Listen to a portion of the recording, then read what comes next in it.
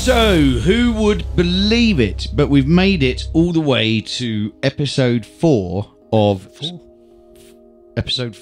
Studio Life. We have. Yeah.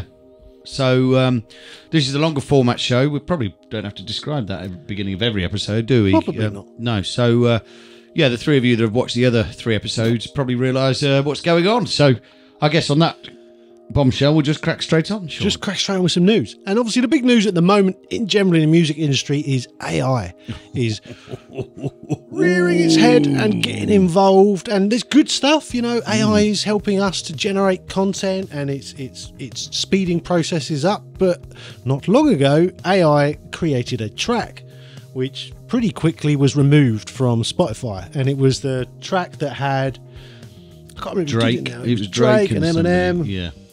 And it was written by AI. It was then vocally synthesized by AI. The whole thing was an AI construction. But I didn't hear it, but from what I understood from you, it's pretty poor. I mean, I think it was pretty poor. But I do think it was convincing. It sounded like them. So, you're familiar with the AISIS album? No. Okay, so a band got an AI to write what it thought the follow-up of what Oasis's next album might be. Lyrics and chords, wrote all the songs. Yeah. They then recorded the songs. The band recorded the songs. Right. They trained an AI to sing like Liam Gallagher. Whoa. And then Liam Gallagher sang the vocals. And Liam Gallagher's response was fantastic. What did you say? Yeah, he said, "Well, I sound fucking amazing." Of course you did. You know, but it's sort of, it's just another interpretation and way of using it, isn't it? Grimes has released. I saw that she's licensed out her vocal basically. So AI. she has created an AI generator where you can get her to feature on your track. She gets 50%. She gets 50%. I think that's probably a good idea. But you see, people are already realising that you can't stem change. This is what happened with MP3s when it naps that. You know, the record industry totally dropped the ball on that one, didn't think it was really going to take off. Lars Ulrich kicking off. Yeah, you know, and it's like, you can't stop progress. No. It's happening. So, yeah, I think she's probably got the right idea. But that won't stop the big labels trying to strangle it. Well, I think the big labels, it's perfect because they now have a business model that doesn't involve musicians. Yeah, exactly. And they at some point will go, do you know what? We can generate a pop album, get all our favourite vocalists to sing on it. Yeah. We don't need them anymore. We don't have to pay them. We'll keep all the money. Boom, bang out tracks constantly. And that market especially probably aren't as bothered. No, exactly. Exactly, you know, and it's going to develop in ways that you can't imagine. Yeah. That, you know, there is going to be a market where all of this data, you know, so your health on your phone is going to track your mood, how you are, what your state of mind you're in. Are you exercising? Are you relaxing? Are you shagging? You know, what are you doing? And then eventually it's going to be generating music to your mood in real time. That's weird, isn't it? Because if you think about it, what we do when we put some music on is we put the music on of the mood we want to be in, not the mood we are in. So it's reactive. Yeah. That's kind of weird. Yeah. Because if you're a bit depressed, you don't want to hear more depressing music.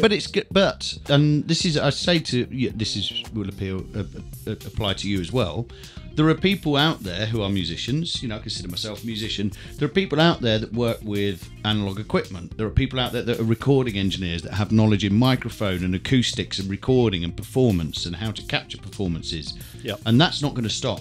No. There's going to be, you know, I don't think it's even going to be a small area. There's, you know, people will want realistic, interactive, personal experience, musical experiences. Yeah. Performance experiences. But there is definitely going to be a market for this mass-produced, fill your needs. Yeah. No, I think you're right. I think it will coexist. It will coexist with real talent and real musicians, because it has to. And ultimately, you know, I think there was a bit of a massive sea change within the music industry a while ago now, where it became the situation where if you want to be a musician for your career, if you want a career playing, touring, recording, it became less likely that you were going to become mega rich doing that. But it became more possible for you just to earn a living doing that. Yeah. And now I know people that just make a living doing that. They're not got any dreams about being the next big thing, but they do well enough. They sell tickets to their gigs. They Cottage sell industry, their cottage industry kind of thing. And really, that should be the reason to do it. Yeah. You should do it because you love it.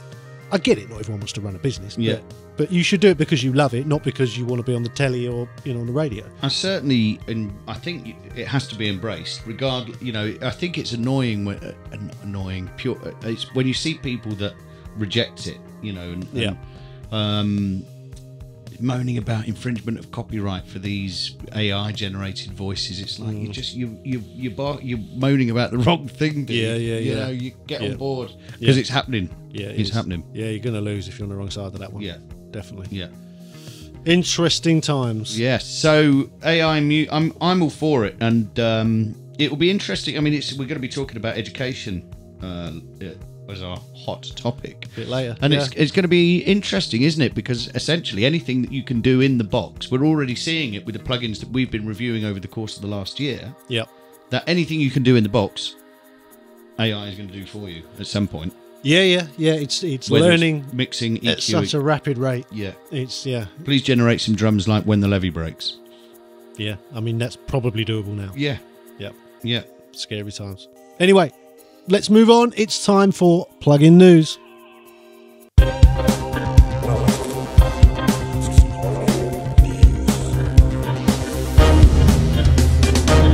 Plugin news. This week, we thought we would do something that Dan came up with, but apparently it wasn't you. No, it was Tom. Shout out to Tommy P. Hey, Tom. So it's the top 5 of saturation plugins. We've looked at a whole bunch of them on our other show, Is It Shit, recently. So we thought we would do a top 5. Flagship show. Flagship show. Yes. Okay. So we have here the top 5 of saturation plugins. And I think the thing that we really got to stress is that it's not like number 5 is terrible. They're all really good. But at some point you do have to put them in order. So we're going to start at number 5, the bottom of the list. In 5. We have the SSL Vintage Fusion. Are we going to do a little talk about it? Well, we should mention something about it. Okay. Sean, give us an interesting fact about the Vintage Fusion. Yeah. Well, it's in 5. Okay. Do you know what? I quite like it. I used it for a little while on my 2-bus. It's just not got a huge amount of control. You kind of got one flavour. It's kind of more or less that was it. I quite like it, but there's better things out there. Okay, so no control, one flavour. Number 5, the SSL Vintage Fusion. In at number 4, In at number 4 is the Vertigo VSM3. Now, the VSM3 is a very highly regarded saturator. You're loving this, aren't you? You should run a game show. It's a very highly regarded saturator, but I find the plugin it's just too hard to set it for me. I use like 1 to 2 on the whole control. I'm only using that much, and I'm getting too much. So I think that needs an update, or I don't know if I need to push less amount of level into it, maybe put a plug-in before it, I don't know, but I struggle to get it to do what I want it to do because I'm working with such a narrow amount of margin before it's too much. So in 3. In at 3 is the one which is actually on my stereo bus at the moment. It is, yeah. It's the Loop Trotter Saturate 2. No income tax, no VAT. Yeah. I think it's a really nice sounding plugin, actually. Having not given it the best review, I was just a bit bored by saturators at that particular time. Saturated and saturated. There you go. But having used it quite a lot, I really like it. I do have a similar issue with it to the Vertigo VSM3, and I do have to keep the input really, really low in order to not overly... It's because you're subtle. I like subtle. I don't want to crush everything. I like it to add a little flavour, not to just, not stick a bucket load of curry powder in it. In 2. I'm really enjoying this, aren't I know, because you're going to spend ages doing the bullseye overlays. I am now. In number 2 is the Brainworks The Oven. I remember this. I like the The oven was good. It had loads of cooking terms on all the controls, but it was nice. It was good in that I felt I could definitely get a whole range of saturation, different amounts at different parts of the frequency spectrum, very easily. Sounded great. I really, really liked it. That's a very good plug-in, that one. I would wait for this. And Bully's special prize.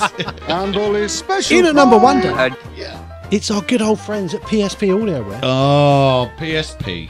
the Saturator. Yeah. And the reason why the Saturator is at number one... He's the only one he really knows how to use. That's interesting. It's probably the most complicated out of all of them. It's Oh, you say that now. no, but it's got the most amount of scope for getting different kinds of sounds out of it, and because of that, I think I can replicate all of the others with that. And I've found it to be the most versatile saturator that there is. I can get any kind of saturation sound out of it very easily. Very easy to set the in level, the out level, the mix level, the kind of saturation, whether you want it on the bottom or the top or both. Easy. Sounds great every time. They've done an awesome job with that. And the only thing I don't think they've done a good enough job with is selling it. It's better than all the others, I think, by a long way. How old is it? It's quite an old. No, it's not. No, Is it's not that old. No, it's Okay. quite new, the Saturator. I think it's not been out that long. Oh, But, well. but they know what they're doing. They Yeah. did the vintage warmer Well, years ago. Still getting used today. Yeah. Still being talked about by producers today. yeah, amazing. Yeah. Just look what you could have won. Sorry. I'm going to have so much fun editing that. Can't wait. Anyway, that, although not quite plug-in news, was Plug-in Plug-in news.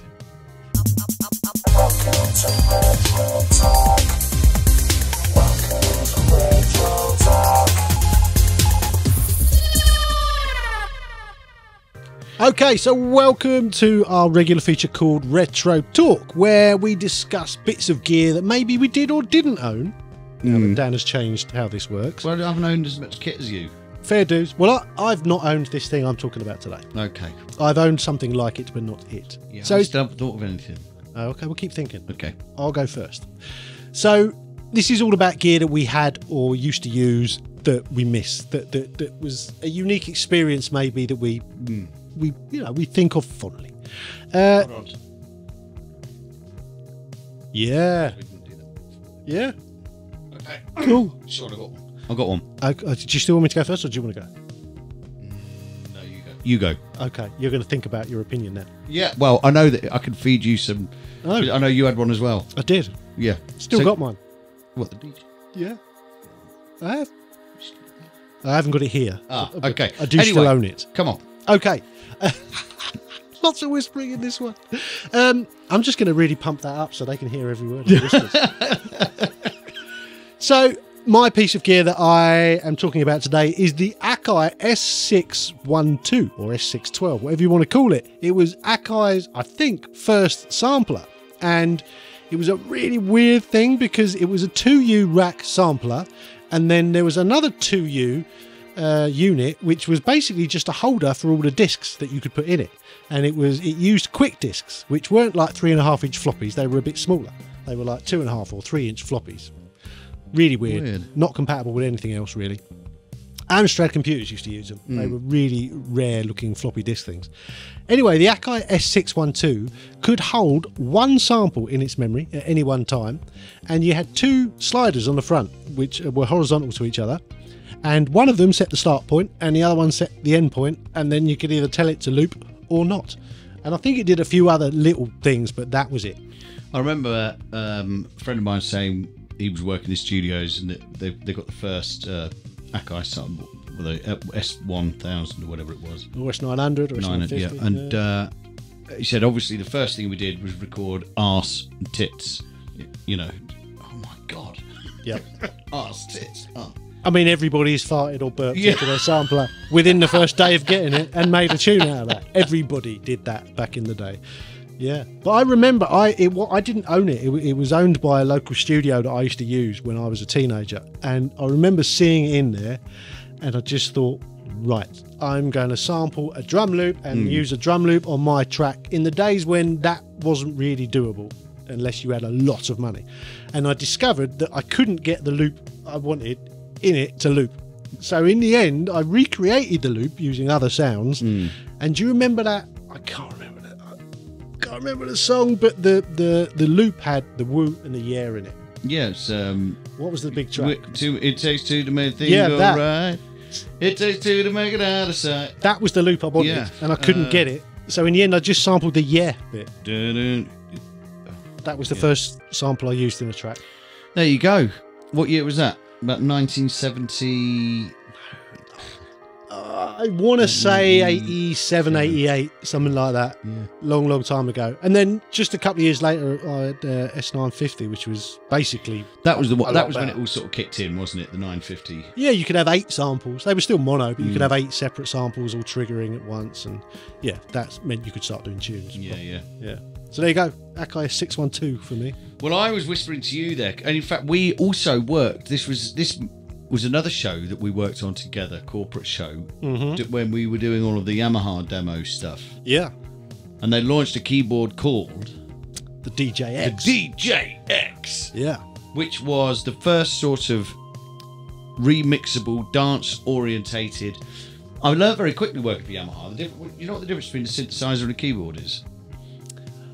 It's not that. Don't think about it. It's not. Oh, One okay. has speakers and one doesn't. Oh, right. Keyboards fair have speakers, synthesizers don't. Fair And the dues. DJX was a synthesizer with speakers, and it had the scratch. The chicka chicka chicka. It did have a chicka, little chicka. scratch. It was actually Yeah. a CD, wasn't it? No, scratch you see plate the is a scratch CD. plate because they did one that didn't have a keyboard. Yeah, that's the one I've got. Is it? Yeah. God, you've still got it. I've still got it. Why haven't you got it? You should get it set up. Uh, Do some chicka chicka chicka chicka I tunes gave on it it. to my kids when they were kids, and they've still got it, even though they're now grown up. Yeah. But yeah, I think Luke's got it. It was one of those. This is one of the things Yamaha are great at. It just made all the sounds that you wanted it to make. Oh, of all the biggest hits of the day, you Yeah. can just push a button and it goes, that's pretty damn close. And then you could scratch over it, You could, and you could create all Yeah. kinds of weird sampley stuff. Yeah, Yeah, it was a mad thing. it was. Yeah, DJX and it was blue. We've still got a lot of Yamaha stuff knocking around. We've got CS1X at home. They were a bit cool because that was a digital synth with like analog style control, right, wasn't yeah. it? And people were really excited by that until they heard it. It wasn't as cool as it looked. So yeah, the Yamaha DJX. But I'm gonna have to do some research for this section, Sean. I don't think I don't think I'm giving the Sting justification. But there's a reason though, and it's the age difference. In that I was around in the age where there was lots of stuff. Yeah. And you just jumped into this job when it all went in the box. Yeah, I jumped in. Yes, There that's wasn't true. as much stuff. Yeah. Your studio I could talk has to- been in a computer. Yeah, I've got the whole time. guitars and drums. I Oh, no, yeah. I could do that. The studio gear Studio wise, you've gear been. wise. I've got some microphones and Yeah. yeah. You're gonna have to do some research. It's like a real job, Dan. I wouldn't know. No, good point. Which brings us neatly on to Hot Topic. Hot topic. It's Hot Topic. Today's Hot Topic. We're gonna go deep. How deep? Well, I don't know. I guess we'll just see how deep it goes. So, today's Hot Topic, we're going to talk a little bit about education, but not education as such. How are the next generation of engineers, how are they being trained? How are they being produced? Are they around? And if so, where are they? Well, what is the next generation sound engineer going to look like? They're going to be Dante routing engineers that are able to monitor an auto mix system. Yeah, maybe. They're going to be able to set up and hang line array systems and use analysis. But that's a very interesting point. So, the live engineer side of this industry, there is a pretty good system, I think, for getting into a PA company when you're relatively young. Yep. You start loading PAs into trucks and unloading them, doing all that stuff, and then slowly you work your way up and you watch engineers work, and then you end up being an engineer. And then you think, this is rubbish, I'm still loading trucks. Yeah, exactly. I need to get another job.